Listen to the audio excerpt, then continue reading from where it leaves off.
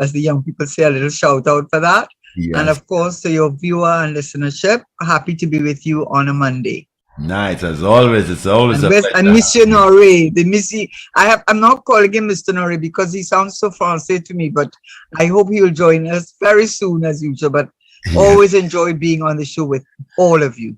Nice, nice, nice. And you know it's been happening all the time. Never a dull moment in Trinidad and Tobago. That is for sure. That is true. It's really hard to keep up on this small island of less than 1.4 because, as you know, according to CSO figures, the numbers have reduced significantly. I don't want to guesstimate too much, but I know it's enough to know that we're no longer 1.4. We're only 1.3 something, and they seem a lot of those who have migrated are skilled workers, young people for whom the future does not appear that that bright. So they making their way abroad, and it's unfortunate because you had good calypso Yes. talking about us uniting, but anyhow, that is how it is. I tell you, I wonder who's going to come forward and bring that unity to Trinidad and Tobago. I went to the cricket on Saturday, and every time I go to things like that and I see the Callaloo, the Palau of Trinbagonians, I often wonder how come we can't get it right outside of these kind of scenarios. It's really very, very true, David, because even the other day I had some people over for lunch of different ethnicities, let's just put it that way.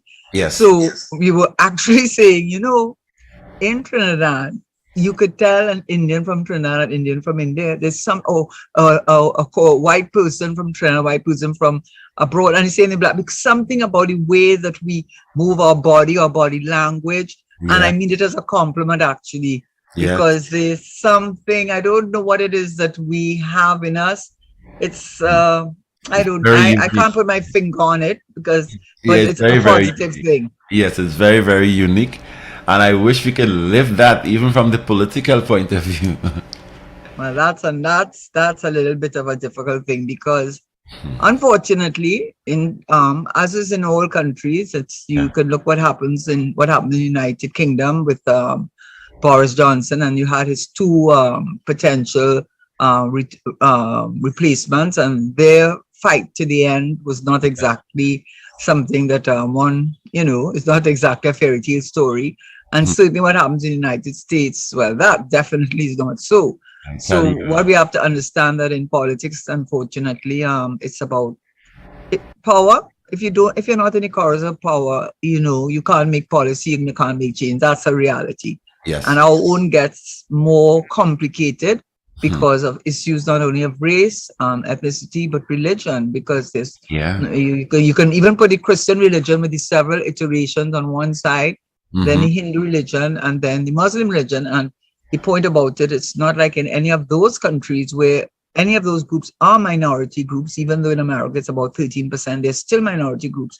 In Trinidad, none of them is a minority group, which makes Trinidad a pretty difficult and interesting place to try to manage and to govern. That's right. So what's on the agenda for you? I sent some stuff for you. That's what I was waiting on you to say, because I didn't worry to follow through and try to find out what it is. I just hope that I'm not going to be let's say taken by too much surprise by what. But you didn't give me any indication, and I didn't ask you. Well, I tried sending it to you on my phone, but it's problematic to send on the phone. So I have the newsroom put it together in clips here for me. Well, that's wonderful. I hope I'm not going to be embarrassed or taken by too much surprise. No, I think Richard is joining us in a very good time. Right. So that he can hear them as I play them. Good afternoon, Richard. Richard. Hello. How are you? I am very well, and all the better that you have joined us. I'm always happy to be on your show, you know that, and I really do look forward to it. I tell people this is one show where they really give me a lot of room.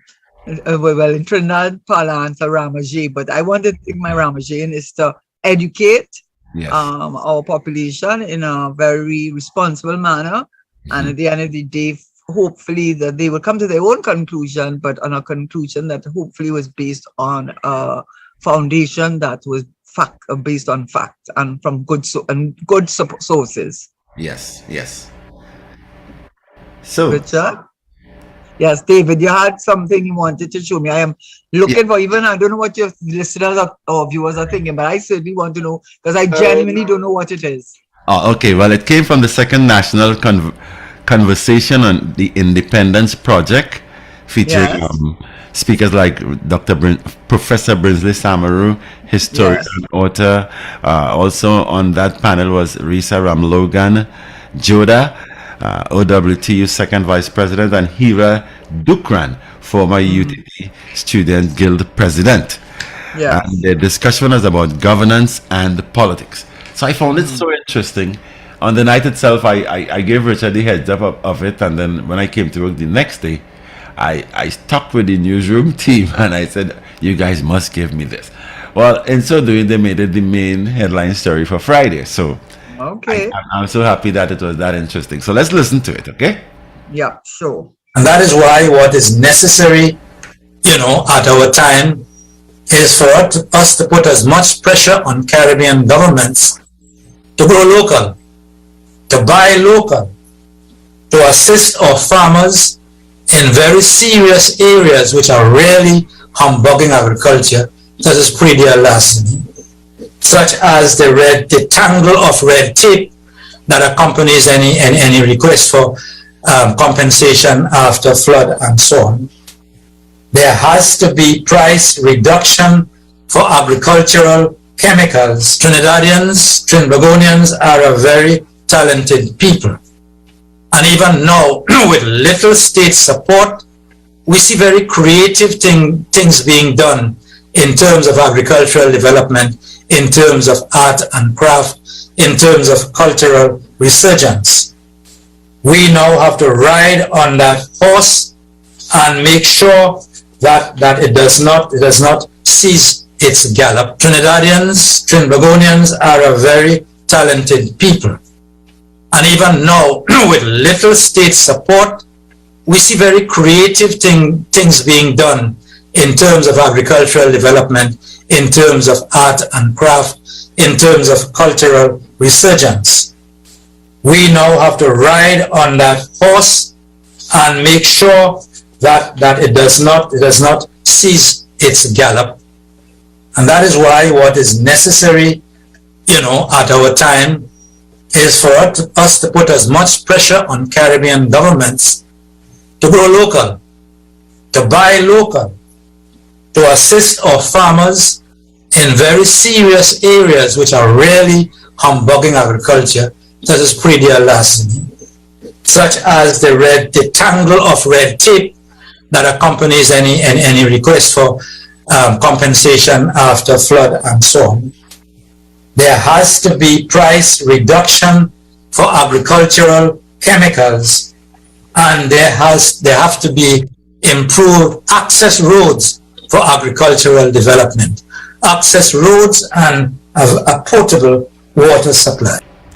He also was saying that there's a trend by the Caribbean governments to follow through on European instructions. In other words, he's saying that there's a form of a modern day colonialism that is hugging the Caribbean leaders so that somehow or the other we cannot break away from that. Well, he didn't include that in the clip, but I remember him saying all of that. So I thought I'd throw that out to see how we can explain it more for the people. Because when they sit on this kind of forum, I know some people don't understand the language. And you and Richard have very good ways of breaking it up to make it understandable. In other words, You want to go first? No, Karen, I'd listen, Karen. That is part of your topic, what you believe, Yeah, How we should, yeah. Yes, it is something that's so passionate, and something I so strongly feel needs to be done. And I think I speak about it quite often. But as we have said previously, that's how you get your message finally heard. It's because you have to repeat it so that hopefully something will click on another person will hear it. And I actually was asked by a newspaper, which I won't call, and in answering the question, one of the questions they asked was, what would I recommend moving forward? And the other thing was, do you think anything has been done? Any of your recommendations have been taken on board? The two things that it's almost as if the former minister and I was sitting in the same room, because the two things that I feel very strongly that we can profit from, both in terms of our first, let's look at agriculture. I think that in terms of agriculture, we've said this many times, say it again, 80% of our food is imported. $5.7 billion in food is imported into this country. The Supermarket Association said, I don't know if they did it in a scientific research, but they said 85% of the food on the shelves was imported food, because you have to remember the canned food is imported food. The corn and the red beans and the black beans that carry local manufacturing names, they were not grown here. They were packaged here, like an assembly line. So when we talk about manufacturing, we have to be very careful to understand that those beans and those peas and that corn was not grown in this country. It was just put in a tin and then assembled. So let's just put that on the line. And I have said very strongly that one of the ways to deal with the subsidy issue and to deal with creating micro entrepreneurs, because we need to help young people and to give them an alternative, particularly those who did not inherit land for whatever reason, and their historical reasons, and they're not so historical reasons, because we could think of very recent situations where land was given to they benefited from the land, and you can go to the bank with a deal, because that means you have some collateral to back you up. So my thinking is that we cannot follow slavishly what is done in Europe. I've said that before, or what is done in America or Canada. They have a different history. They have a different background. They have, in some cases, thousands of years of so-called development over us. And then how we became a nation of illiterate, uneducated persons who had to make our way in the world, left to make our way in the world. And so we cannot use their blueprint and apply it and say, okay, we're going to use the Keynesian model, which is a model where the government, I think, which is the best model for Trinidad now, actually takes a greater role in the development of the country, as opposed to the private sector model, which a lot of people who live in silos and who do not run a government and who have not run a government say to you, let the private sector. Well, I understand why they say that when you look at WASA and some of the state enterprises. But let us be realistic. The private sector, even in the days when I remember Mr. Manning saying to me when he was Prime Minister, he said, our private sector in Trinidad is risk averse, meaning they don't take chances. They believe in retail, buying and selling, whatever it is they're buying and selling, but they're buying it from abroad and selling it to us, and they're using your foreign currency. And then when they do that, what they are buying and selling and who they're using to buy and sell the products, they're paid minimum wage or low-end wages, which does nothing to develop the country. And if they're not buying and selling, they're doing construction. But you know what is the construction they're doing? In a large part, building the roads, government. Building the hospitals, government. Building the schools, government. So a lot of the so-called private sector activity, and then you have the foreign direct investment, which is also the energy sector, who will leave us in a heartbeat, as they were going to do before Ukraine, Russia war broke out and the supply chain management issues became, and all the above happened, and all of a sudden oil and gas prices and LNG went right through the window. But they were getting to move up, they were getting ready to leave, because their shareholders were saying, we had enough of this volatility with oil and gas. We want this green energy, a decarbonized world. And they who carbonize the world want to decarbonize it, right? But anyhow, they want to decarbonize it. And the point about it is that they pivoted back, because at the end of the day, money talks, right? So let's see how long that money is going to talk. So when people talk about the private sector, they have to be very careful because there's too much corruption in this country. If we did not have a corrupt country, if we did not have the level of murders where I saw in the papers of 400 murders committed this year, only 9 have been solved to date, where the CCTV cameras aren't working, where the Southwest Peninsula, where a lot of the drugs coming in, they're not properly being manned. There's so many things that are not right. You cannot bring in another level of corruption into this country. You cannot bring it in. You bring it in another level. So all this talk I hear from people, like they're either looking for consultancy, which they must be getting. They're hoping the government give them a work so that they could talk for the government at a meeting. So they will look as though they're pro-government, or they're talking for some private sector who giving them work too. But if they are interested in the people of this country, the 100%, not the 5% that they're focusing on, and I'm saying, if they focus on that, they will understand the greatest service they do to this country. So to end what I'm saying on the agriculture, what I have said, I will just, Richard already given me a forum, but I hope you don't mind me, talking at length. No, Karen, no, Karen. All right, good. Because, I know I'm just saying a lot, but let me just I want to say this. When they talk about private sector involvement, it cannot only be those who already have. They have more than they don't need your help. We give them, why you think our food import bill is so high? You go in the supermarket, they have things I can't even pronounce, right? Why you think our food import bill is so high? Why? But this government does not doing anything about it until things water more than flour now. So what I would suggest is you don't have to carbon copy what every other country. We did the Concordat. We didn't carbon copy any country. And the Prime Minister was called a Hitler the next day in the Guardian. But thank God for that, right? Thank God for that. So what, I don't mean thank God. I don't mean to be disrespectful because I don't believe in calling God's name in vain either. But what I will say is this, is that instead of giving me subsidies to keep me down there at the bottom of the pit, give me a micro enterprise. Do just have a parcel of land on which we grow, let's say, tomatoes and cucumbers and pineapples, and then have the agro industry, just like how you have the Point Lisa's industrial estate. Both of them are connected.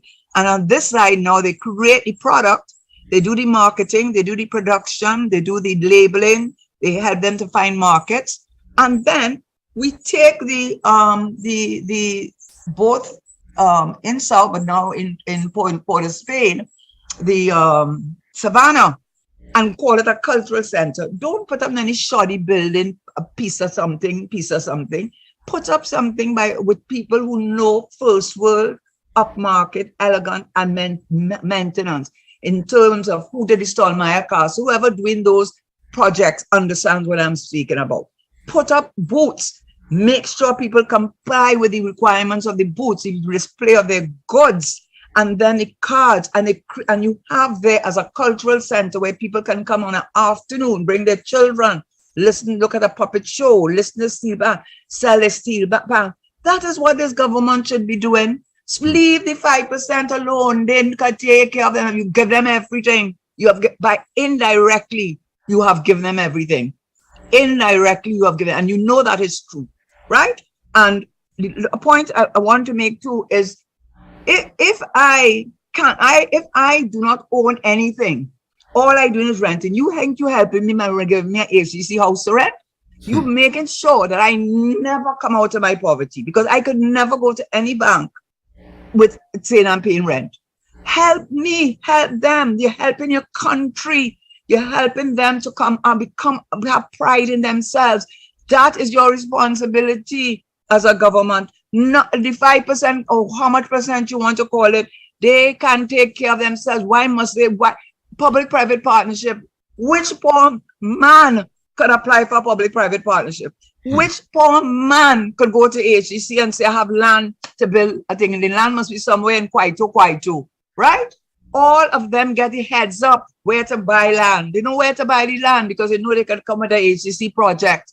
They know exactly where they, and it is not right. It is not right. It is not right to allow that. How can you sleep at night to know that there are people in this country not living a good lifestyle, but living a lifestyle that they could, if they wanted, drink champagne every minute.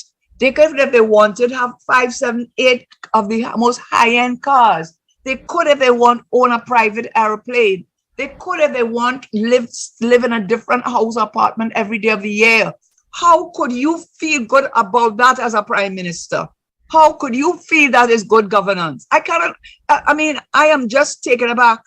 I am taken aback, and I just do not want to hear about a plan, because you all are the masters of not implementing. Every darn thing you do not implement. You do not implement. You do not. And don't say I'm saying that your own budgets give you away. Not 1 year, not 1 year did you get the production figures for natural gas right. It's gone by half. Not 1 year did you get it right. What does that mean? You know, let me tell you something. I am disgraceful, and I don't know how. And then they have them waving with flag. You don't understand they're being taken advantage of. You don't understand they want you right down there, right at the bottom. And the same thing with culture. I am one that talked about doing the culture. You know, I said that is the greatest competitive advantage we have in this part of the world. Yes. Our culture. And we have Napa, we have SAPA, we have the stadiums, we have UTT, we have the Arthur Lockjaw, we have the events planning, we have everything. We have the something by the sea, the temple by the sea, we have the Americans down in Maruga. We have so much culture. Look at the Tobago with their celebrations.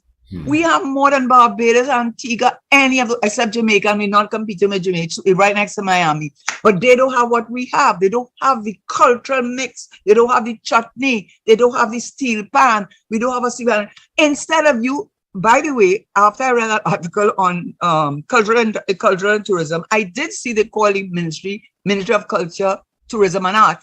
Put community development in it. And get serious and implement and help the 80% of the bottom. Because when you help them, you are helping your country to develop. Why must these people alone own this country?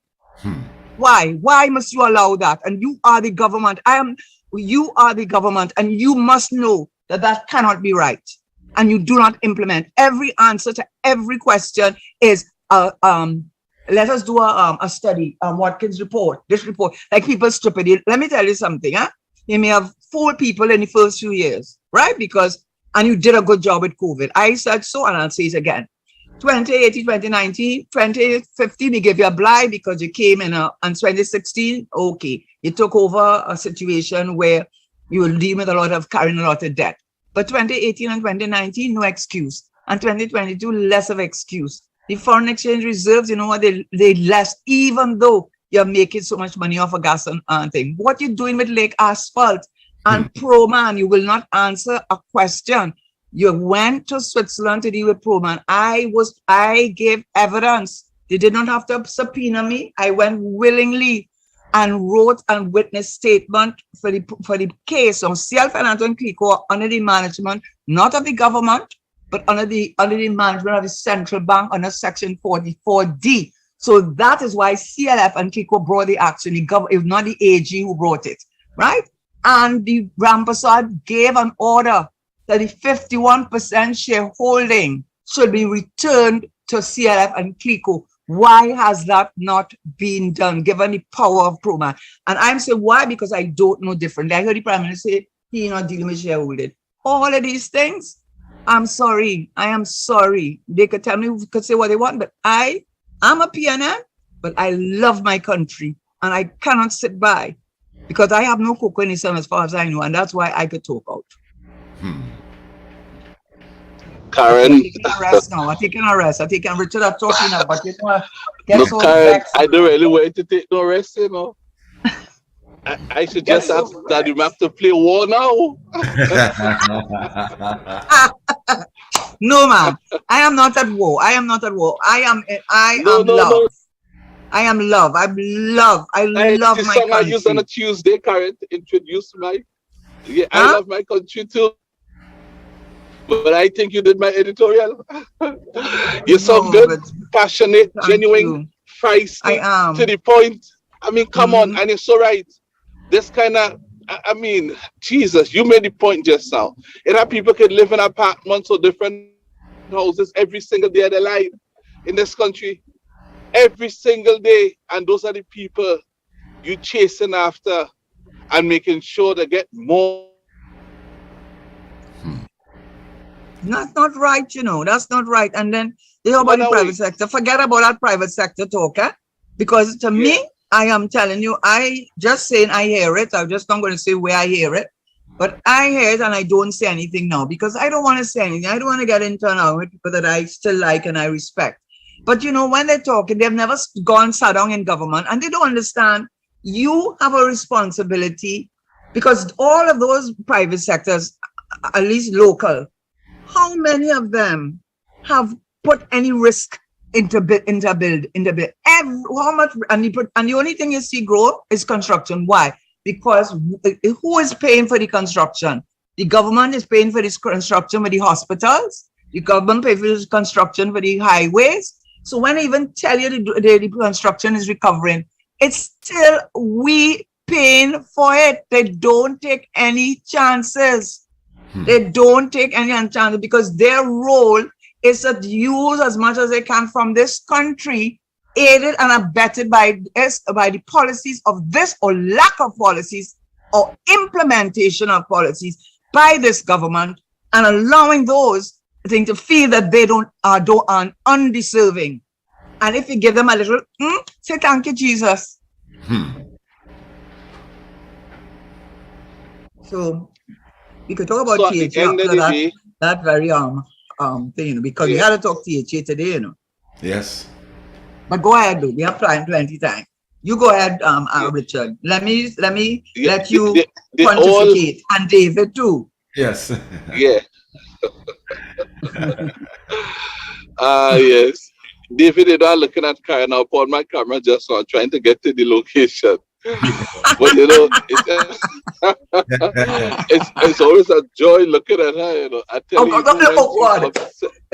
listen to her. Richard, if I was your wife, I will give you one cut. I mean, you looking for both, you know. And with a torchlight and a flambeau, huh? I'm gonna tell you, Richard, you're overdoing this thing now, huh? Right. Okay, Mrs. Noray, I spoke for you. Yes. Nothing is wrong. She knows if I decide to magnify the beauty that is on display with aggression and meaningfulness, nothing is wrong with that.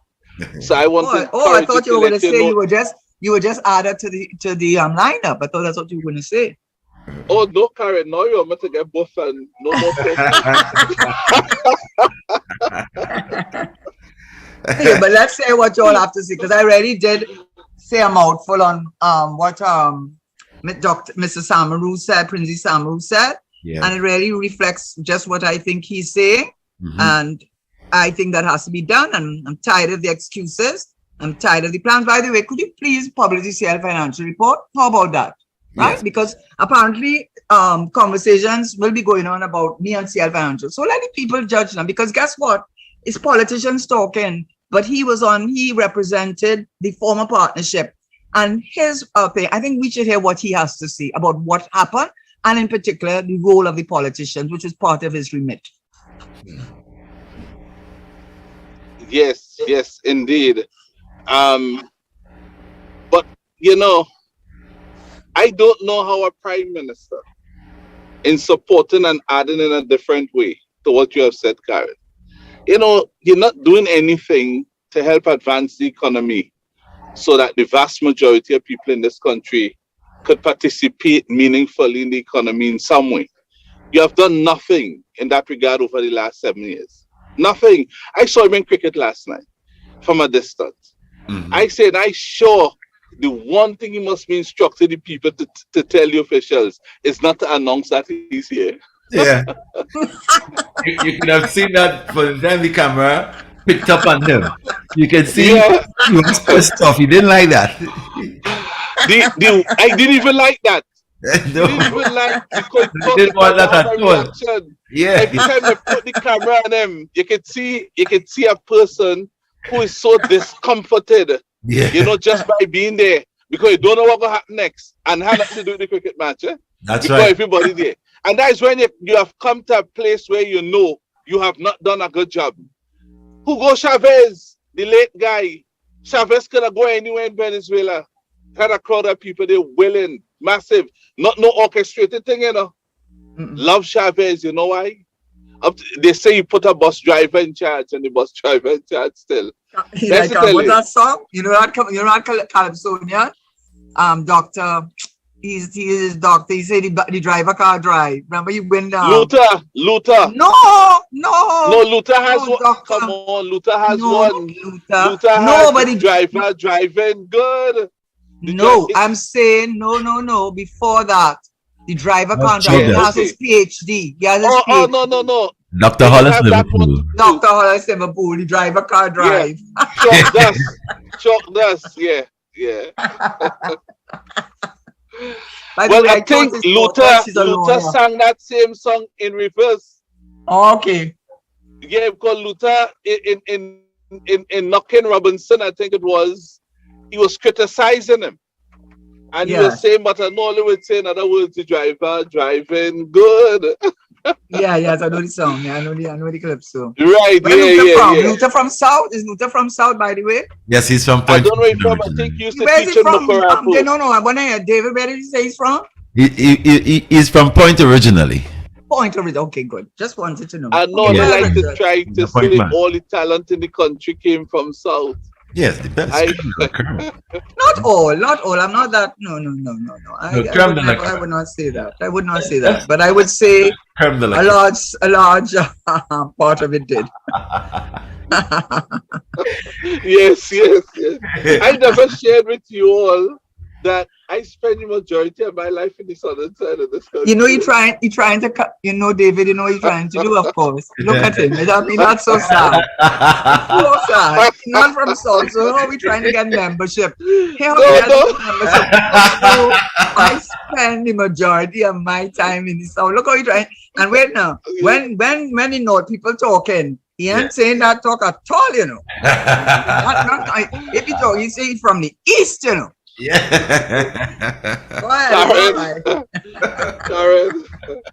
I wanted, just to get your reaction. Of course, I know I have no relationship with the South, none whatsoever. That's the truth. I was just joking. But I wanted to say actually on that point, Richard. I mean, before we leave that point, though, I don't know if I had heard it. No, it may be on a chat that I was on. But I think it was a broader conversation which was being discussed. And one of the arguments was that the reason why Tobago shouldn't be considered a separate and get the autonomy is because of the distinct cultural differences between, they don't have much in common with the cultural the culture of Tobago. So I was then thinking, well, maybe they should do like India, because what they did is India became West Pakistan, eventually Pakistan, and Bengal, and then Bangladesh.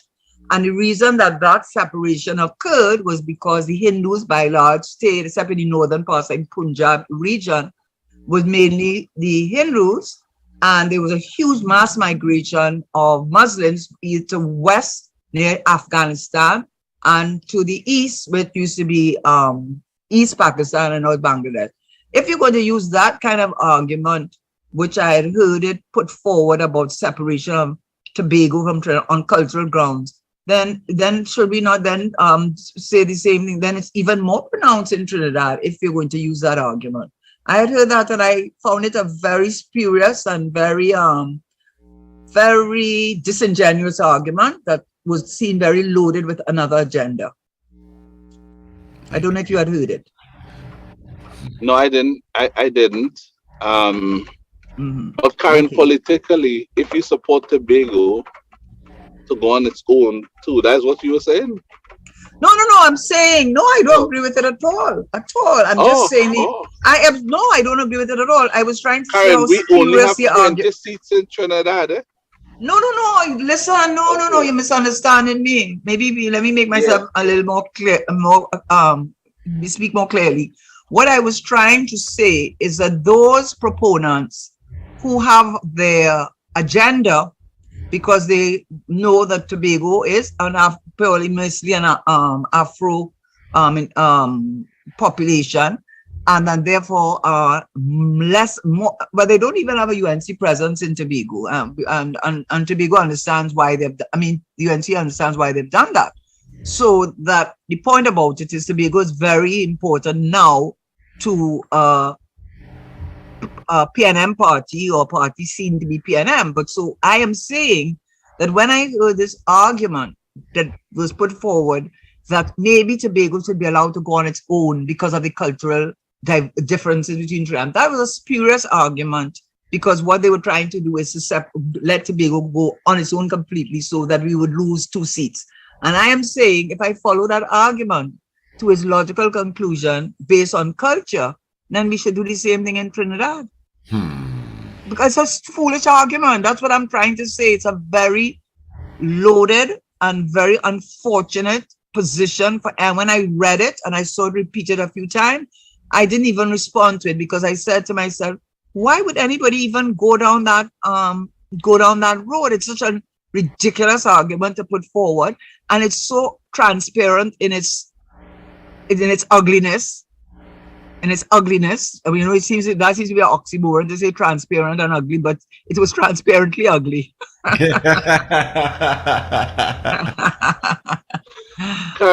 Transparent to be seeking ugliness.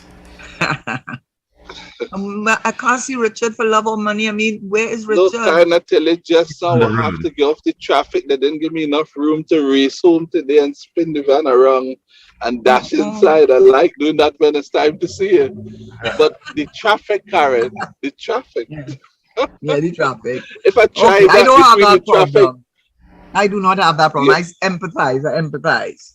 But what you have to say on the general comments, I mean, David was the one that sent me over the weekend. He didn't tell me what was said, so I only heard it just now. Yeah. And I just thought that, it's as if Dr. Brinsley Samaru, who is highly respected, and I think he was in the days of NAR. Yeah.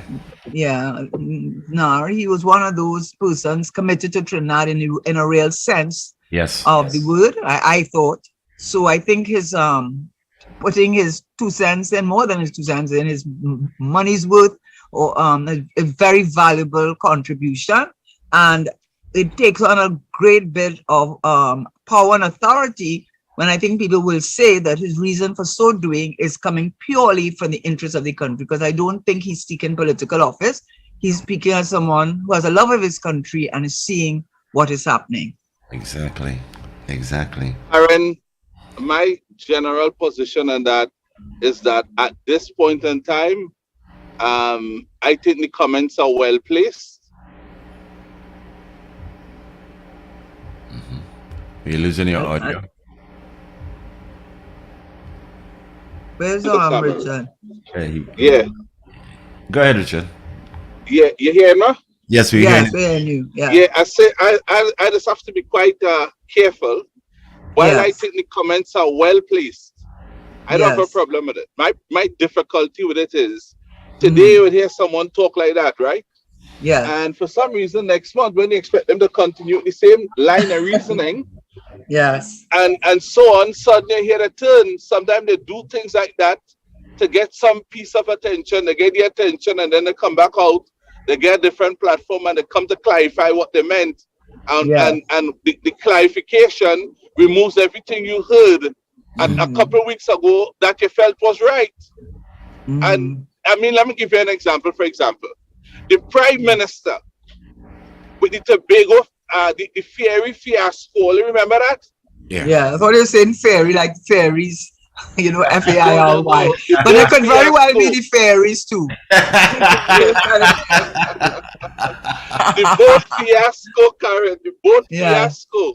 Yeah. Right? Yeah. Yes.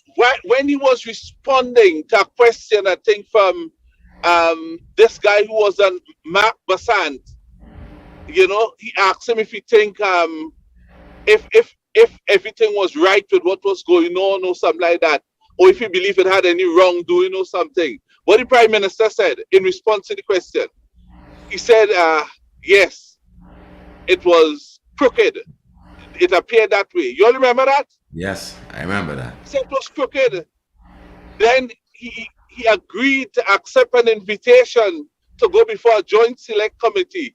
I said the Prime Minister is on fire. That is my guy. Straighten out in corruption because it ain't looking good.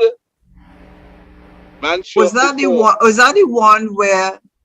Because there's so many. I don't want to be. I want to be careful, but concerns with these ferries, whatever. In that, was that the one where one of the persons who was getting a new ferry was also bidding through a third party to supply the ferry? Was it that one? It might have had all of that, and the what we call that was under the former government, that one. No, under the former government had to do with the Superfast Galicia. But what Mark Basant was talking about then is how the sea bridge had technically collapsed. Yes. And they had no proper boat in place. And that the people from Tobago, they were suffering, and the economy was suffering for it and so on. Right? Yes. And he asked him if he think all was right or if it had corruption or wrongdoing. And while he didn't agree to wrongdoing or corruption or anything like that, what he said is that he believed it was crooked. But does it say in difference then? If I say crooked, I should have gone look it up in thesaurus. Yes. Crooked, right. But here it is. Same difference. Here what happened after Karen. Here what happened. No, you had to take it in the context of what I only seen me on this whole show, you know. I want to tell you all that, sir. It's only me I seen, by the way. Karen, I know that is a digression, but I just told need to you. see that. No, I heard you. It's not Go a ahead. bad thing seeing you alone. Okay. It's a nice Go ahead. Go ahead. But you would have minds. You would have minds next to yours shortly. Go ahead. Fool me. Just have a little patience. Just a little patience. Fool me. Go ahead, Richard. In less than 7 minutes, Karen. In less than 7 minutes.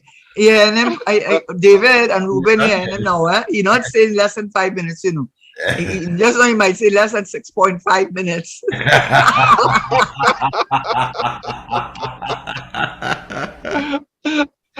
No, Karen. Go ahead, Richard. Let me just put it as you would see me shortly. That is a politician talking. That is a politician talking. But a truthful one. A truthful one, Karen.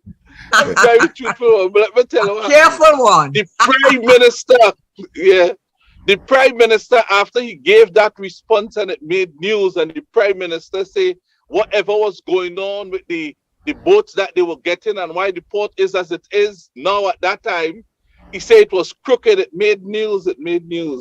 He agreed to go before a joint select committee at the Parliament. And when he was about to start, he said, but before we begin, I would like to make a statement. That we said, you know. And then he took out a paper from within his jacket and he started reading it. What he read was completely different and put the crooked matter onto the Superfast Galicia and all the others. I said, oh no! No. He has been properly informed. At the time he was speaking in an uninformed position, and having made that statement, he got as Prime Minister, you wouldn't know everything.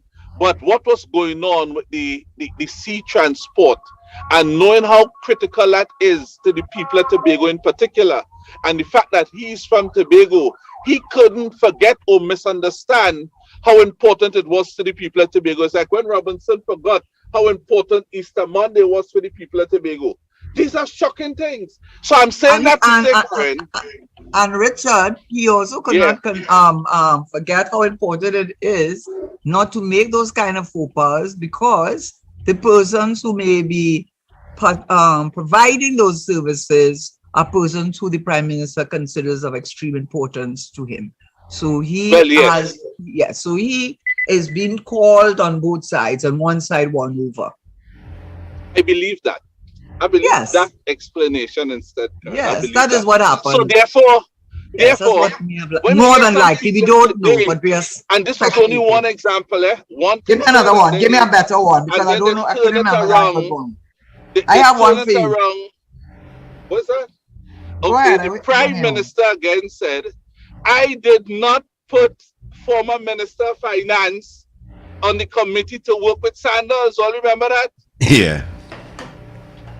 What He will I said don't that remember over. that? You can He remember that, didn't. Karen? No, but God, how many times you want to embarrass me? I told you I did not hear it. Oh, But no, I no, no, believe Karen. you. Karen, I if I believe had you. heard Let you, us no, go to hold the on. point. Karen, if I had heard you, Karen, I would not have Yes. repeated it. I didn't hear you. So Okay. All right. that's why I wanted to know what you said.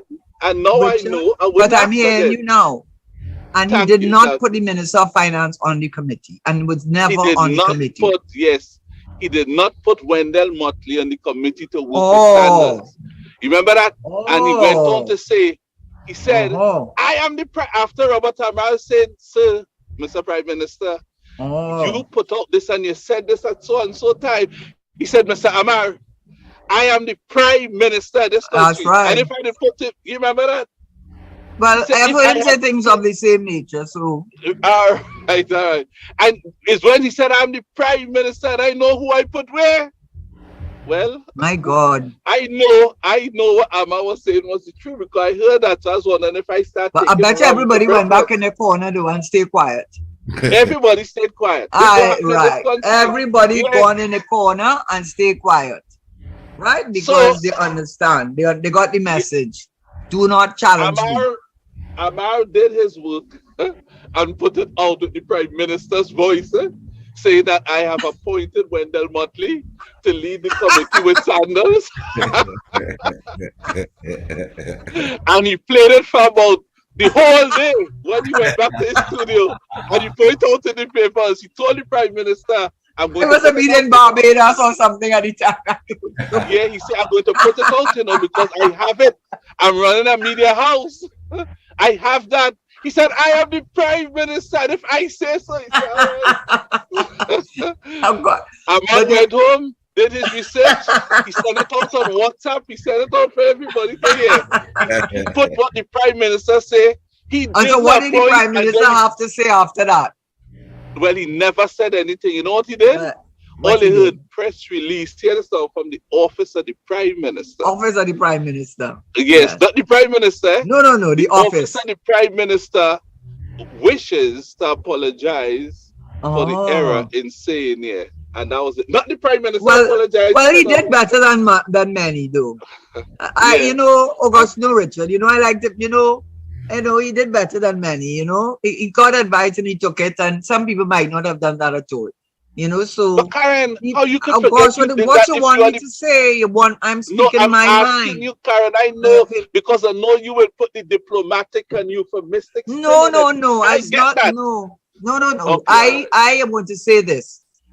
It's really hard to be a leader, especially in this country when you have daggers even among. They say keep your enemies close and your friends closer. Listen to me. Yeah. Cabinet is no child's game, and to be able to manage Trinidad, especially at his age now, and with whatever other considerations he may have, it is not a walk in the park. So I am not excusing him because his manner, unfortunately, does not lend itself to people being forgiving of him. He is so aggressive and so abrasive in his manner that it's very difficult that when he does half-heartedly admit to an error, you find it difficult to give him that grace because he is a repeat offender and he does it in the same style. It's as if they have what they call recidivism. They have some people that they have a thing that they are habitual offenders. The nature of their crime is such that when they have served their time, within a short thing, they go to commit the same crime again. So it is in the nature of the man. And unfortunately, we have had enough of it. We have had enough of being bullied and bossed around and shouted at. as if he's a schoolmaster running a school and we have to say, yes, sir. We didn't put you there to do that. You are to be, even the queen signed her thing, your humble servant. When she did her coronation, she understood public, so you are in the service of the people.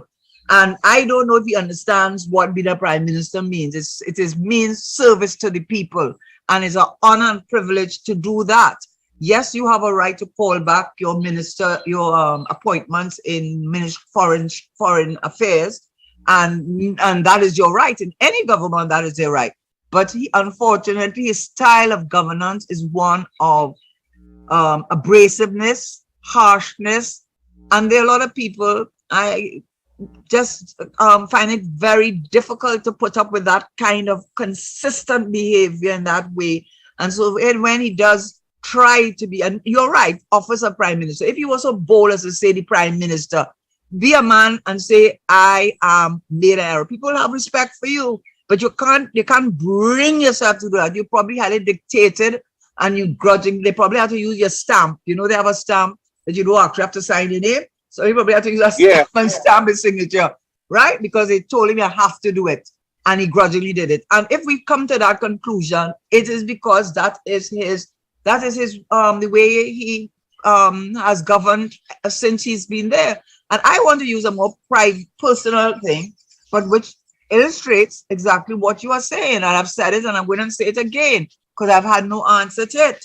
In 2016, the year Mr. Manning's demise, I had gone on the television, on the radio, I-95. Apparently, I'm a persona non grata on that station. So it seems, but I have not, on 2016, Mr. Manning had died just a few days or a week before, but I had planned to come on the show to speak about the publication of the self-financial report because I want, let Coleman say, let the commissioner say what he has to say, because until I hear what he has to say, you can speculate and say what you want, but I want to hear what Coleman has to say. Now, I said it at the time, Richard, nice to see you. I said it at the time that the Prime Minister... I told you 4 minutes and 53 seconds ago to come on before 5 minutes.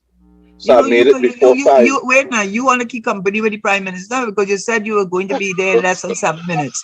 And then you said that. Play back the tape. Play back the tape, David. No, right, play back the tape on it. And it's only 5 minutes now. Okay. But what I'm saying, Richard, is I said then, he came on, rage, anger. I mean, nobody could be more outraged. And the egregious behavior of named individuals that they have stolen from this country. And oh my God, nobody could have been more enraged. And I said it at the time in 2016. You see that? That's our act. Because he has no intention of releasing that report. And he said, oh, and I'm giving it to the DPP for swift justice to be done because of the publication has had an impact. But swift justice, DPP first got 20 new lawyers about 2 or 3 weeks ago, thanks to the new AG, who they don't want to lose. So they gave him 20, he's begging for lawyers from how long he can't get lawyers, right? But I said it then in 2016, he is not releasing that report. He is going to tell those whose names are called, which my name is not one of them, but I know, I have an idea of some of the names because maybe some of them got salmon letters, I assume. They would say, y'all keep quiet, say nothing, go into the background, I'm putting that report up on a shelf and they will forget it. And meanwhile, we will give Tesheira licks and use that against her. I'm begging you, Prime Minister, I'm imploring you, release the report. And if not, do what you did for Faris Al-Rawi, who I have no problem with. I have no problem with on this. Exactly what you said about Faris Al-Rawi's name not being mentioned anyway or anything negative. Do the same for me, because that's the only thing you have tried to use are your supporters who do not want to recognize my PNM membership or right to be PNM to use it against me. So if you feel there's nothing to say, release it. Release it. I want him to release. Why he doesn't release it since that's 6 years ago, Richard? Karen, he doesn't want to release it because Why? it would Tell free me. you. It would That free is you. it. That is Well, why. But I begging him release it. But you see, if I asking you to release it, then I have to be something. I clearly, I'm quite sure that there's nothing negative to say. And you know how I am going to say that? I'm saying this. I've never said this before, and I will not call the name of the individual because I don't want the person to get in trouble. But after I gave my evidence, I could tell from the way that Carter was cross-examining me that, I thought he had formed on his own opinion. And I was still in the witness box. And one of the persons who was part of the team came up to me. No, I better not say because it would reveal indirectly who it was. But let me just say that the person expressed a great deal of pride in me, and they wanted me to know how proud they were of me, and they were part of the team that was there to find out where we had gone wrong. And that person was part of that team. Well, that person was not on that team for very long thereafter. Yeah. Well, but let them release it. Let them release it. And they have Stone, what do you call it? Stone Capital. They have the former inspector of financial institution. They have the former governor of Central Bank. They have the former permanent secretary, Alison Lewis. They have all the people, my staff. They have the people in there. Go and ask them. I begging you ask them. I begging you to ask them, because I know you have nothing on me. Because if you had something on me, it would have come out right. But maybe the opposite may not be the truth. Yeah, Karen, I think by now everybody knows that you are clean. Thank you. Because here you are every day, whenever you're on and wherever else you speak, daring them, challenging them. Yes. To put it out. Joanne Julian, she was a lawyer for Stonehaven. You're not asking for any protection. You're telling them release the report. Yeah. Release the report, and all the lawyers that were involved. Yeah, and let the report. The permanent secretaries that were involved. Yeah. The inspector of financial institution that was involved. Poor Mr. Manning, he's deceased, so he can't come. But everybody else that was involved, question them, my staff, question them where you can't find one thing. Get the Coleman report. We only want to hold that over me because you're protecting people and you're hurting someone who had well, let me just say this. You're trying to put cocoa. When you say, what is it? If you have cocoa in the sun, look out for rain. Yeah. Right, I could put in my cocoa in the sun. With a forecasting clear skies. Clear skies. But it will not let him bring out the report. Karen, you could put your what in the sun? My cocoa. What the hell wrong with you? Listen now. Oh God, Richard. Karen, did that kind of sodium listen who might write, Tesheira says she go pour cocoa in the sun. Oh my God. Oh my gosh. Yeah. Mercy. Oh my Lord. My poor saintly mother. I know what you mean, and I ain't gonna say nothing more. And she would say, that is why I tell you, do not get involved in politics. Something else, That's how we have to talk about THA, though. Yeah. No, we have to come around to that. We must come around to that. Yes. So let me tell you, Karen. Do not put that as a highlight on your news. No. Do not put out what I just said as a highlight in your news. You heard me, Mr. David McIntyre, if you falling out. I'm gonna make sure. Right. No, the people in the news department also would have heard you, Karen. They wouldn't do that. Why they go talk about that? Come on. They would.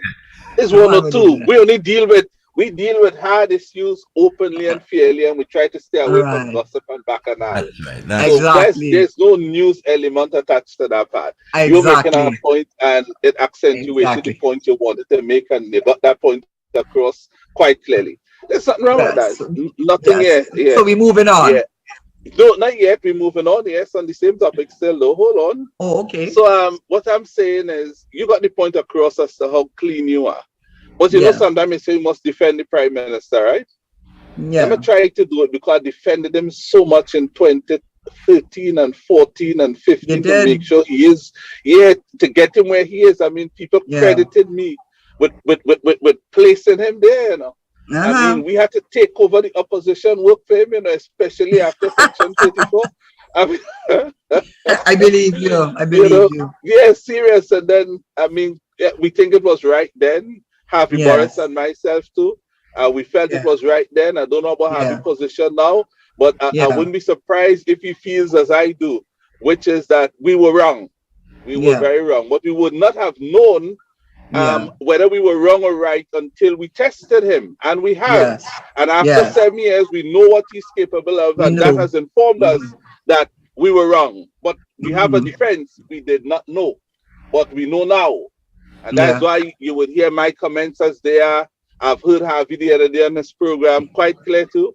And so many other people wouldn't believe before I could sleep in the night, the amount of my PNM brothers and sisters. My phone was there hot in my hand, you know. All telling me, I mean, come on. Let me tell you, if they run a survey now in the PNM, right now, right? And ask about Dr. Rowley and what they think about him.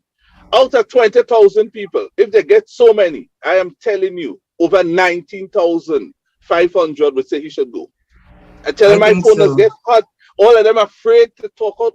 They're afraid. They're afraid. They're afraid of him. My phone thanking me this, but I'm not doing it for that. I'm doing it to save our party and for the people of Trinidad and Tobago after 7 years. It's true, you know. It is true. Yeah, and but I'm fair, and I want to defend him today in your case. And to say this, you know, we have to be fair. Probably he hasn't. Get in trouble. You look like you're going into some very torrid waters now.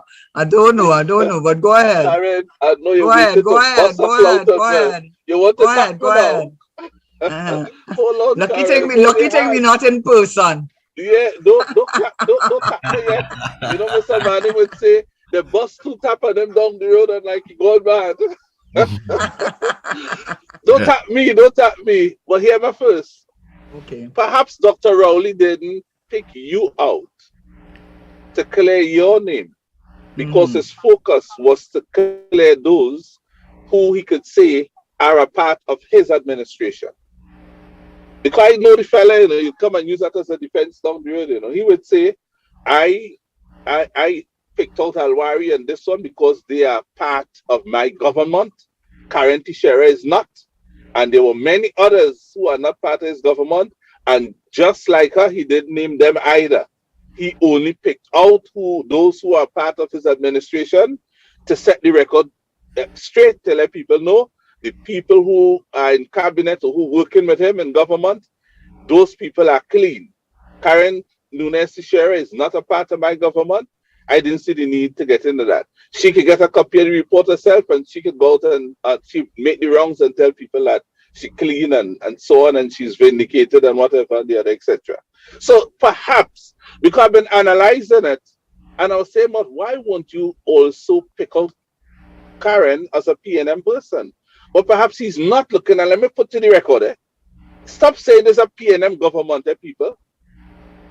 Because I know a lot of people in this government who told me they are not PNM. That's the first time I'm saying this. I want to repeat that. It have people in this government right now who told me they are not PNM. And the number is high enough for me to conclude it's not necessarily a PNM government. Right? So probably he was of the view Karen is not a part of his administration and he's not going to pick her out as somebody who is not a part and clear her. He leave that up to you. So I'm saying that also to say the side of it. Perhaps it's not that he wanted to leave your name there for people imagination to go all over the place, which it will still. He would have known that it's a potential consequence by leaving your name there and not coming out and saying, well, you are not part of his government. So he's not going to deal with people who are not part of his government. Because if he had done that, people wouldn't have to imagine any sort of nonsense. But just to leave you there as a PNM, knowing your name clean, knowing your name is today as it has always been since you came out of convent, clean, something to...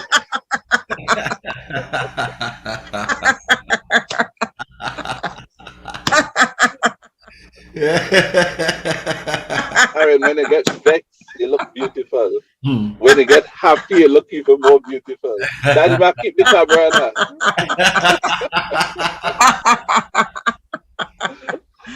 Oh God, So that's my point in it. That's my Lord, point and in you're it. going all way back to the convent days. Yes.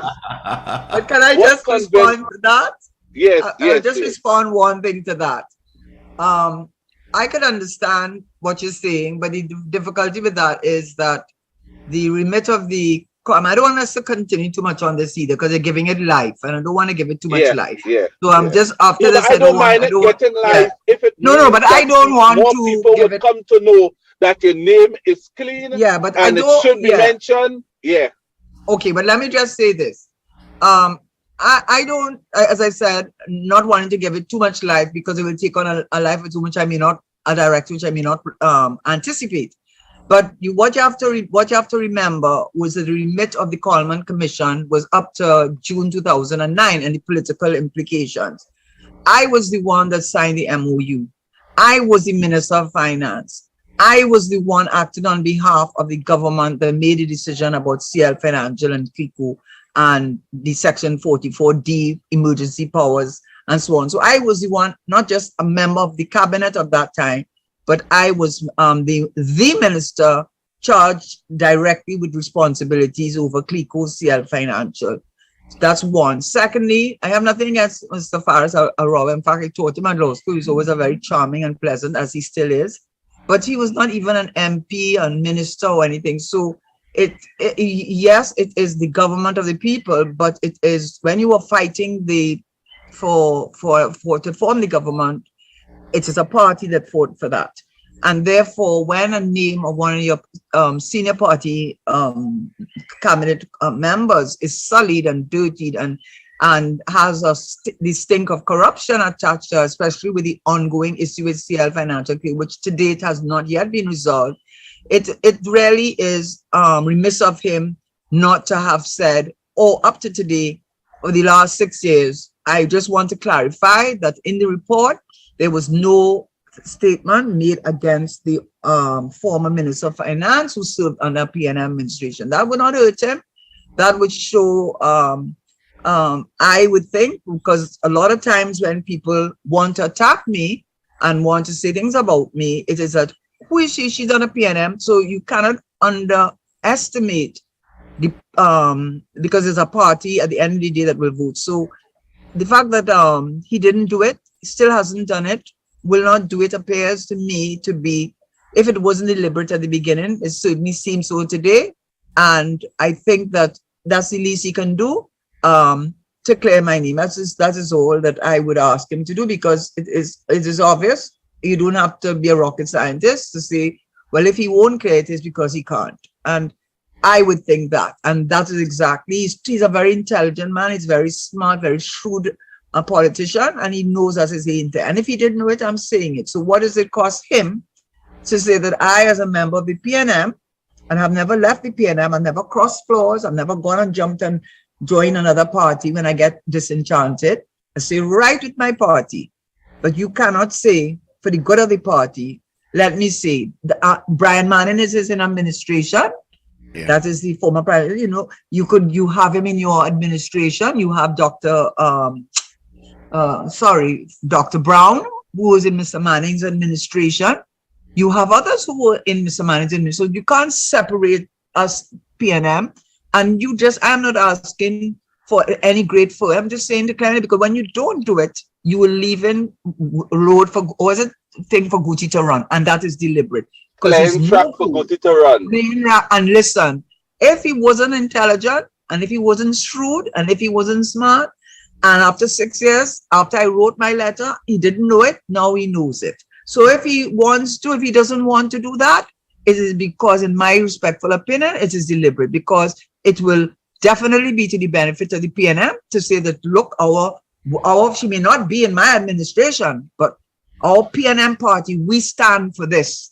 We stand for this. And how could that not be helpful to him? I don't see how it can't be. Yeah, understood. And I agree. And well said. And I think the takeaway more of our listeners would have gotten today is that your name should have been cleared. Your name has already been cleared in the report.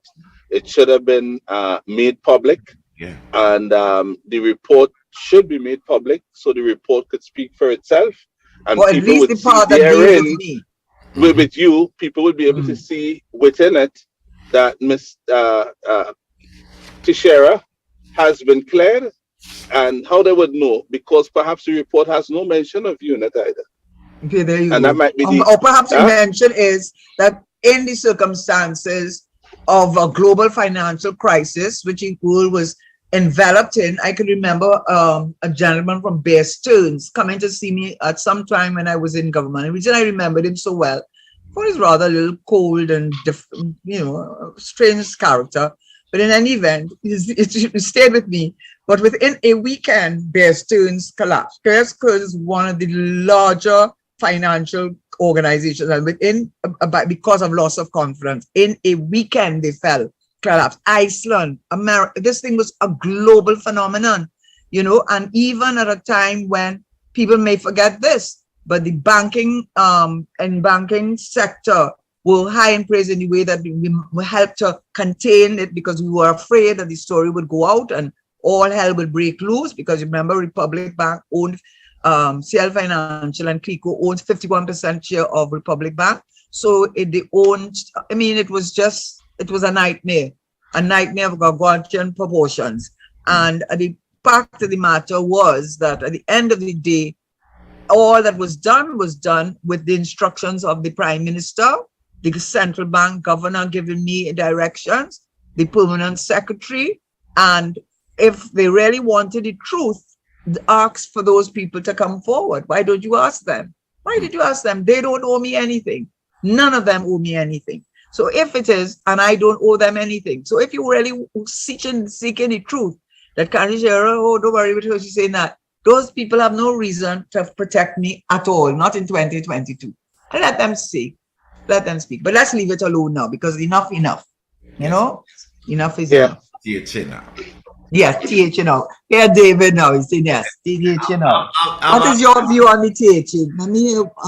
I am puzzled and I'm confused, and I can't understand why it has reached in this state of right. That's a good thing. A real kind of a face-off between the two people who I'm sure the Tobago people bottom jaw must be hitting the floor, because they're wondering what on earth is happening now. So I would like you guys to detach all the difficult. I want to hear what Richard has to say, and then I will come in with my, because I looked at THL back and forth. I looked at it and wrote down and all sorts of things. So I want to hear what he has to say too. Richard. Specifically, in what part you want me to talk about? Well, right now it seems like it is back in the day. What do you used to call it? Sundown. Those cowboy shows. Yeah. Where they would come and what do you call it? Something at sundown. What I mean? Gunslinger too. Showdown at sundown. Yes, it looked like it was two Bajans facing off to each other. Yeah. Let's see, you go and blink first. Power struggle. It's not good. All around, it's not good. But the point about it is, there's been a number of opinions. Reginald Dimas was one. Dr. I'm sorry, I can't. Professor. I forget. This skips my mind. But also, of course, from Tobago, the two brothers who are always giving their opinion on things politic, getting different opinions, and that in itself says how the issue is not straightforward. So I don't know if you want me to give my opinion on that, because I really wasn't very helpful. I wasn't helpful with the boats. Okay, let's. I wasn't too helpful with the boats. And Amar giving the quote thing. I must have been in Barbados at the time. Yeah. But that's my excuse, and I'm sticking to it.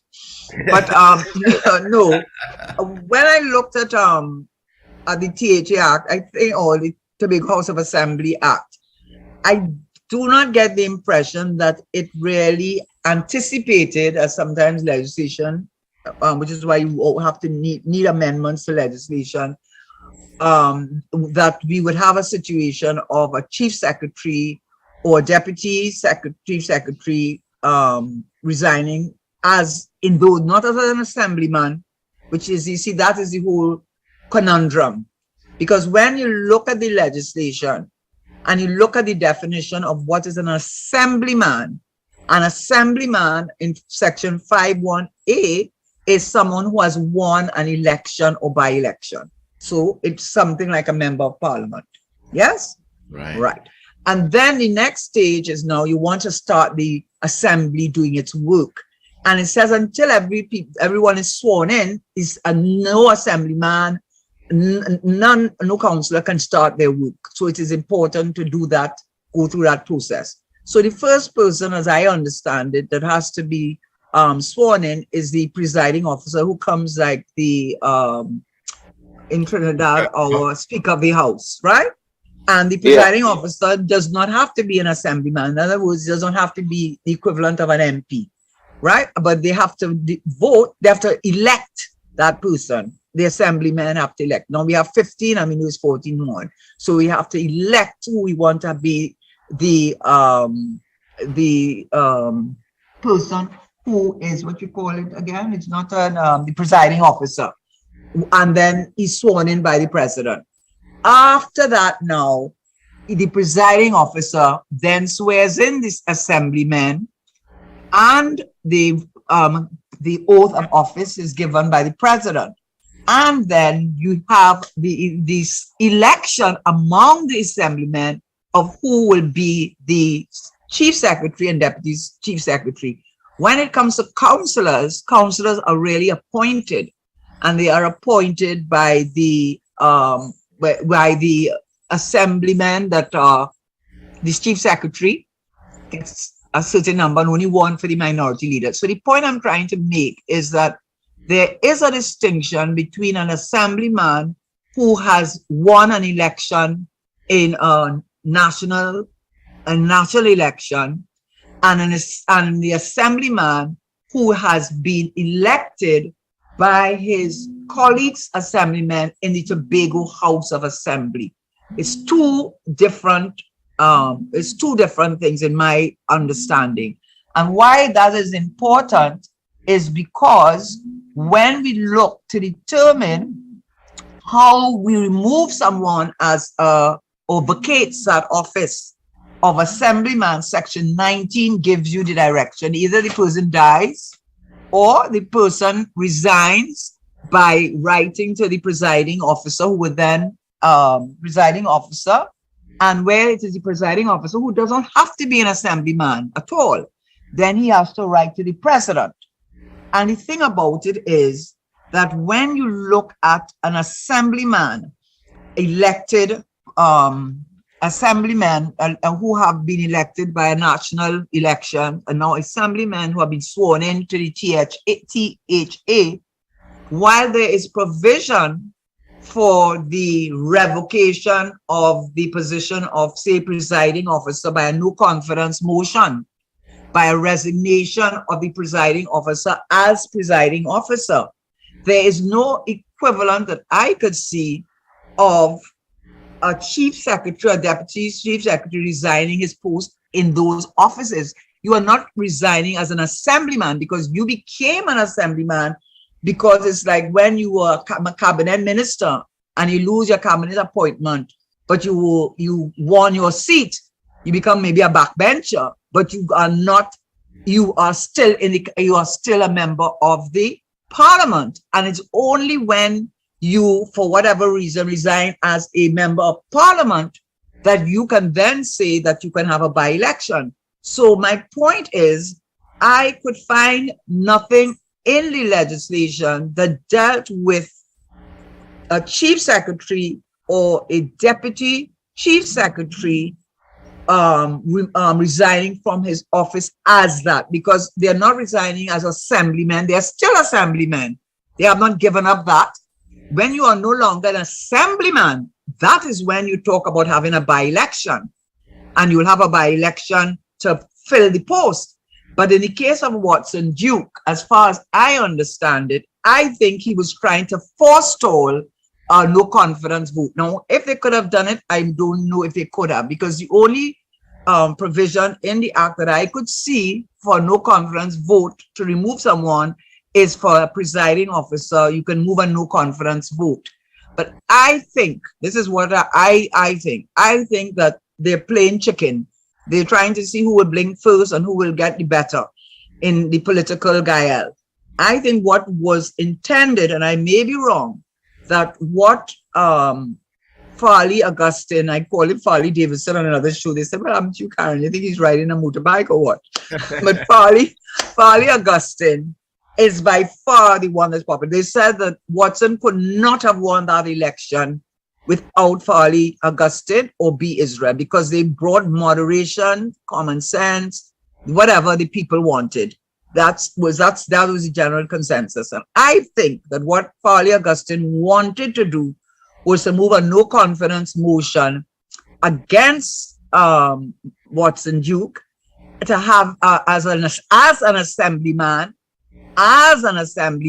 and deputy chief secretary, because he could resign, like there's no provision for resignation of those posts, as an assemblyman, or either as a deputy chief secretary.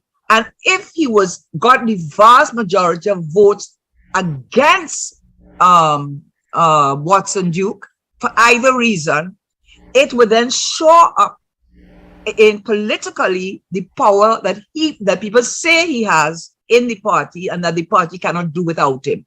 And I think Watson Duke recognized that that was what was coming to play, even if it was going to be illegal and it was going to be undone and all that good stuff. If they had a no confidence motion, that's how you bring down a government. Normally, it would be a way of bringing down Watson Duke and letting him understand that the support of the assemblymen in this Tobago House Assembly is not for you, Watson Duke, it is for me, Augustine Farley. And he did not want to take Farley Augustine, and he did not want to take the risk of that being politically of that happening. So he went quickly and gave in his resignation as chief, not because he was being a good boy or because he suddenly got on a thing of, this is the way we should do the thing, it should be done right. He's a politician, and politician brains go all the time and they get in advice. I mean, it's not a game for it's not for, it really is, it's a whole different ball game for politicians. And I feel he got advice to take in front fast and resign as deputy, not as an assemblyman, but as deputy chief secretary. So to call off any potential no confidence motion against him as deputy chief secretary, so that in doing that, because they cannot remove him as an assemblyman except by an election. And that's only if he resigns as an assemblyman and then the post is vacant, and then you have to have a by-election. But what I think Farley wanted to do was, in the same way they were going to do it with, they can do it with a presiding officer, they wanted to do a no confidence motion against him as deputy chief secretary. And if all the votes were against Watson Duke, it would establish without question that Farley, Augustine, and Dr. B. Israel are the powerhouses in THA. And that he did not want to take the risk. So that is why he resigned, not because he'd been a good choir boy. He resigned to stop that process, for which there is no provision in the legislation to deal with the deputy or the chief resigning from their post. There's nothing there. But it would seem to me to follow logic, but the law sometimes is not logical. In order to be elected, because all these are elections, I heard that the former head of the public service said only 2 positions are elected, the chief secretary and deputy. No, that's not true. They are all elected in an election, and by virtue of that now, they now, having been sworn in now, they can elect their deputy and their chief secretary. Those are elected amongst the assemblymen. And what I think they could have done, is if he no longer wants to be deputy chief secretary, then they should then, in the same way they could call an election for presiding officer, and the same way they call an election to elect the chief secretary and deputy, they could do the same thing for the deputy chief secretary and put someone else who wishes to replace him. But it's all a lot of game playing and gamemanship. And I see now that Watson Duke has put in an application to Anand Ram Logan, I believe, saying the process is not correct, that the letter should not have been written to the chief secretary. I think he's saying it should be written to the president, but I don't see anything in that section 19 that deals directly with the chief secretary or deputy chief secretary. It deals with the presiding officers. It deals with councillors who are also appointed. It deals with the deputy presiding officer who are like a speaker, but it does not deal specifically with the assemblymen who are like members of parliament, because they are there because people elected them. And it does not deal with a situation where that assemblyman now wants to give up his post, not to the assembly, because that has to be an election to do that. But I don't want to be the chief whip anymore, if that is it. Okay, I was the chief whip. I don't want to be the chief whip anymore. That doesn't call for a by-election. You know, so I think where we are now, in my conclusion on the point, I do not think that, and he may not like me for saying this, or what's you guys have really nothing against, I just begin, and I might be wrong because everybody given a different opinion and all of them are different. So it means that we could all be wrong too. But it would seem to me that you wanted to prevent no confidence motion being called in the assembly, which would then show who was really the person in charge in that, because the assemblymen are your members of parliament, and you're talking about an election in the next few years. And that's really what I think it was about. And he forestalled it by resigning, not because he wanted to resign, because he wanted to prevent the no confidence motion, which I don't even think was legal anyhow, from being called. And now he's going through all of this, and the legislation itself is wanting and giving clear directions, I believe, but I may be wrong on that. Have I been clear?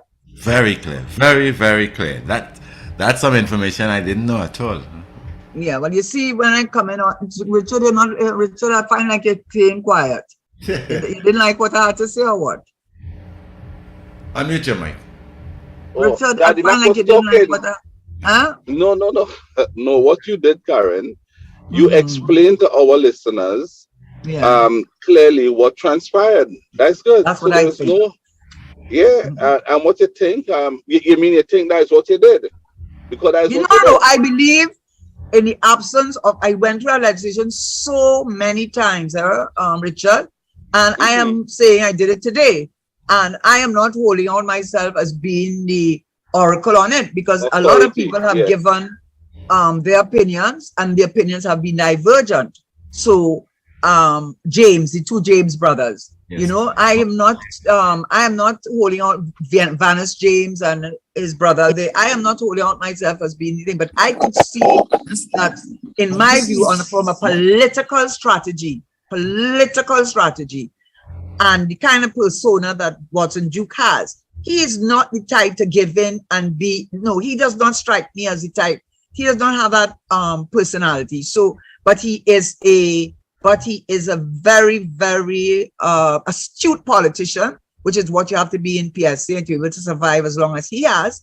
So I believe that he put in that resignation as deputy, not as assemblyman. He cannot do that. You have to go for by-election.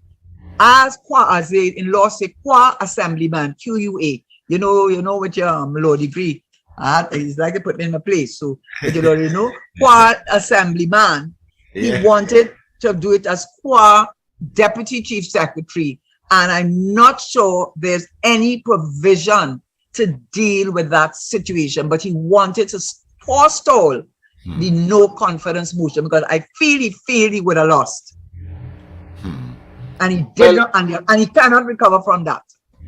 It would in fact, as people have said, Vanis, I think Vanis, Jim, the James brothers have said, people have said that there is no doubt that Watson Duke would not have won the number of seats did he not have the support of Augustine, Farley Augustine, and Dr. B. Israel, because they represented moderation, calm, and this is what they wanted, and that's what he represented. That is the view that has been expressed over and over again. And if there's truth in that view, then if I were Watson Duke, I certainly would not want to put to the test that view to become a fact.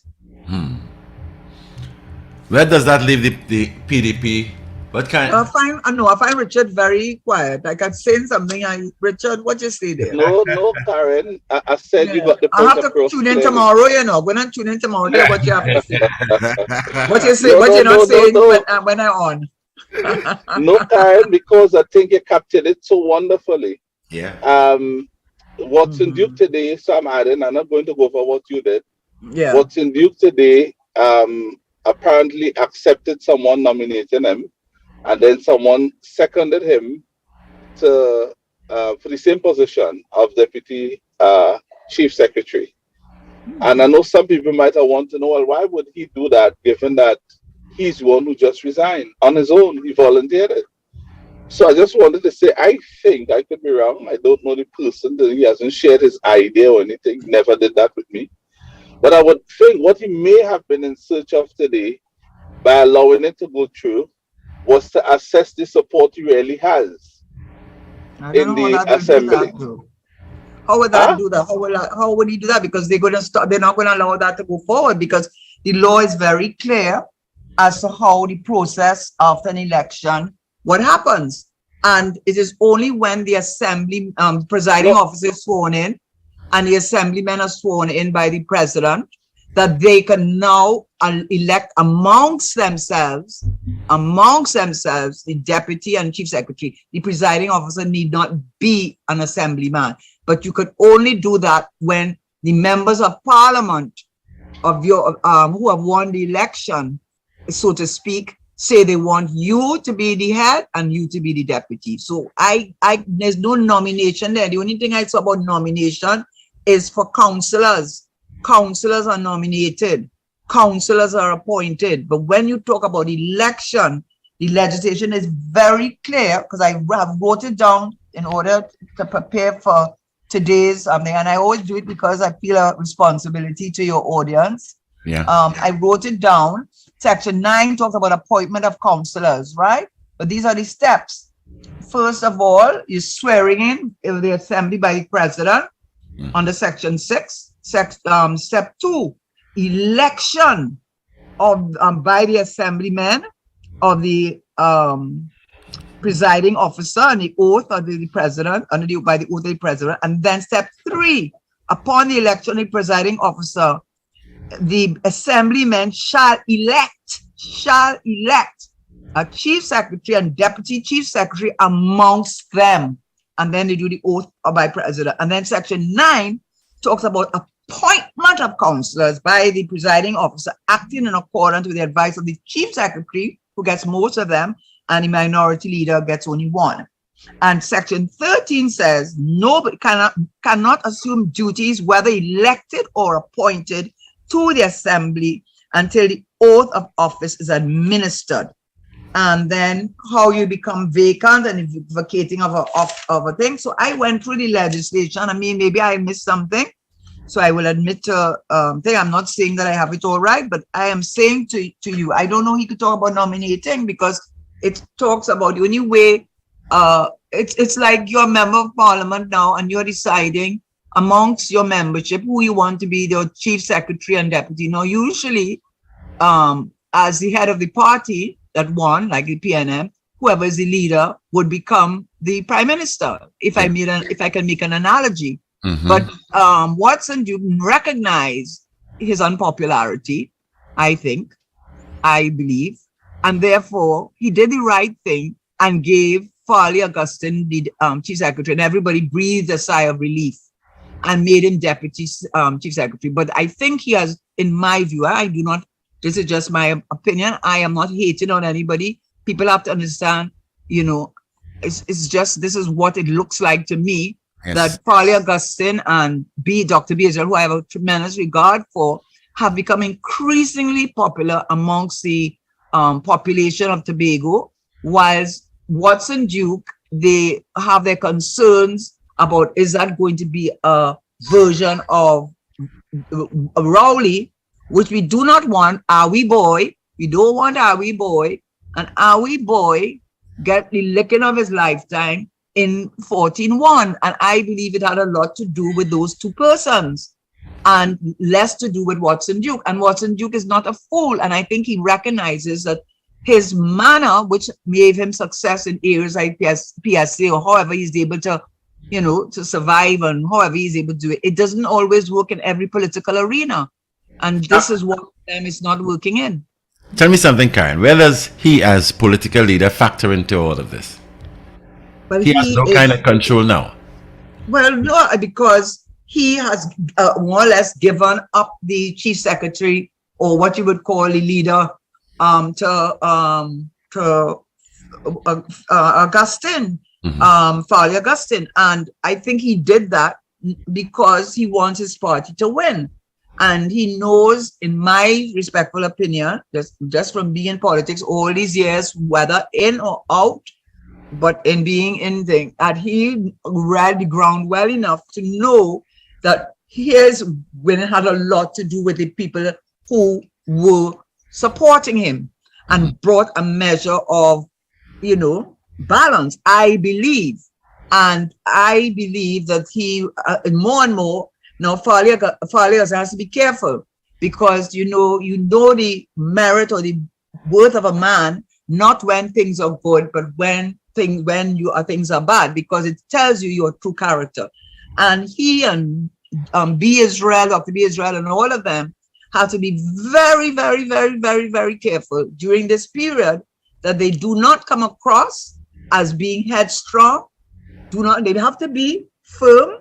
They have to be leaders, but they have to make sure that the comparison between their style of leadership and that of Watson Duke are miles apart. And he has, and this is his chance, he can make it or break it. But if I was advising him and his team, you might have to hold strain for a while, but you have to allow things to play themselves out, and don't be quick to go to the media. Sometimes, as someone told me, somebody could say something. You don't always have to answer everything. That's right. You don't always have to answer everything. And you have to show that, you have to show an Obama, a Clinton, you have to show that that is what people want. And if you fall into that guile, if you fall into that arena, if you are provoked into that, if you are then you will have lost the game, because everybody with big strips, no difference. And that is my advice to him. Where the legal... What you say, Richard? I feel Richard don't like the advice I give him. Richard only, I'm going to tune in tomorrow. You know. I have Karen, to tune in tomorrow. Karen, you tune in tomorrow, and you hear a lot of the callers talking about the things that you said today. That's right. As well. Yeah. Because I'm out in the lines and invite them to talk about today and tomorrow. You know, What you think? don't open the line. No. What you think about what I said? Yeah. Okay, I don't have the answer. No. What you said about what has happened is what has happened, and you put it across clearly for people to understand. So, and I think you're right. What I was saying though, the nominating part I was dealing with is that today, Watson Duke allowed himself, because to be elected deputy chief secretary, he had to be nominated. Somebody had to nominate you. You knew that? But it didn't say so in the legislation. It didn't say so, but I imagine that has to be true. That has to be true. Yeah, how you will know who will win, who gets it. Yes, exactly. So that somebody has to put you up. The elected officials to nominate who they want as deputy secretary. So today, when they reached that stage with the presiding officer, when she called for nominations, someone nominated Duke and another person seconded Duke. But then she dismissed the seconder because she said, you must be an elected member in order to participate in this exercise. Yeah. That person was an appointed councillor, not an elected one. Yes. So the second had to be disqualified. But what I was saying is that Duke accepted his name to go forward again notwithstanding that he's the one who caused the vacancy, because I felt he was attempting to test the support he had in the house. Absolutely no. How else he would know how many of the 14 for him, which include himself and Fali? How else he would have known? So they didn't allow somebody else to nominate him, and she said, well, since there was no other nominations, they went ahead with Dr. B. Israel, if that is her name or something like that. Yeah, Dr. B. Who I think is a fine person. I think she's a nice lady too. You mean she got seconded? Her nomination was first and seconded by an assemblyman. Fali nominated her, and another assembly person. And then when it came to Watson Duke, he couldn't get a seconder. An assemblyman nominated him, so you knew you had some support there. But then an appointed councillor. Yeah, I understood what you said, But you know what that means? And what happened at that stage? Hold on, what happened at that stage is that the presiding officer, Karen, dismissed the seconder at that stage and wind it up. Richard, you are too smart not to know that what that means is, of course, a councillor cannot, because the law, the THA is very clear that councillors are nominated by the presiding officer after the advice of the chief secretary and whatever it says, but those are nominated positions. They are not elected positions. And elected positions means that you won your seat. A councillor did not go right. So Karen. Yeah, so why he didn't get a seconder? So why did he get a seconder? This is the point I'm making. What the presiding officer did after she declared his seconder invalid. Yeah. She went on to say, without breaking a stride, no punctuation, she just moved on. Since there is no other nomination, Faith B. Israel has been elected, in other words, unchallenged as the because you know why? Yeah, but what I am saying to you, Richard, which I know you do understand, is after she said a councillor is a nominated position, you are not an elected officer. You have to get it seconded by an assemblyman. So somebody else should put up their hand. I second the motion. So where was that second person? My point is, she didn't leave enough time for that to happen. Oh my gosh. But then we're going to call with that then. Yeah, she dismissed this person and declared Israel the sole because they could not get a seconder. They could not get a seconder. You know what she was supposed to do, Karen? Not unless they edited what I heard. She was supposed to go and say, do we have a seconder for Mr. Yes, she showed up. Absolutely. From a comment from among absolutely. the elected.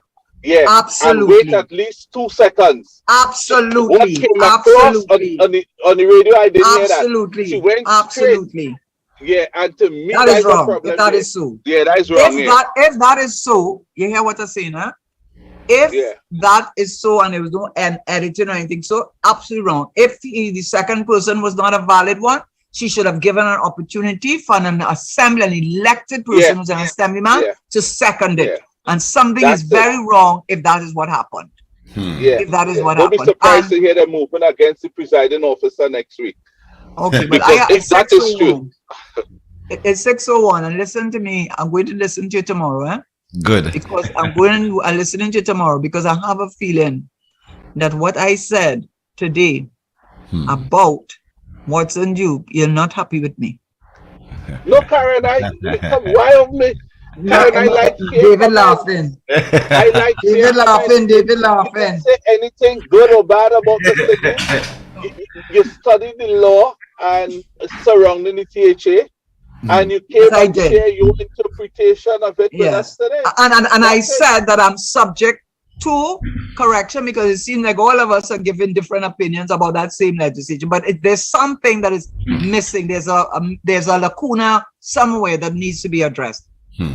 David, Ruben, Richard, and Melissa, who is not on, but I thank her all the time for having me on time on the show. And mostly to your viewers and listenership.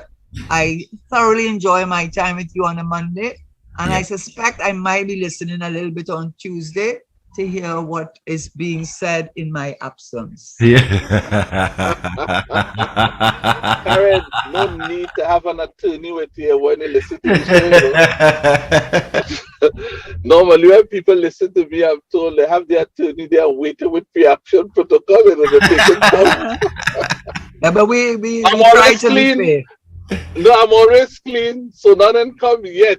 All right, David. And Have I'll a good continue evening. to try to be clean. You too, Karen. Absolutely. Y'all have a good evening Karen. and all the very best. I'm not home as you can see because you're not seeing the painting.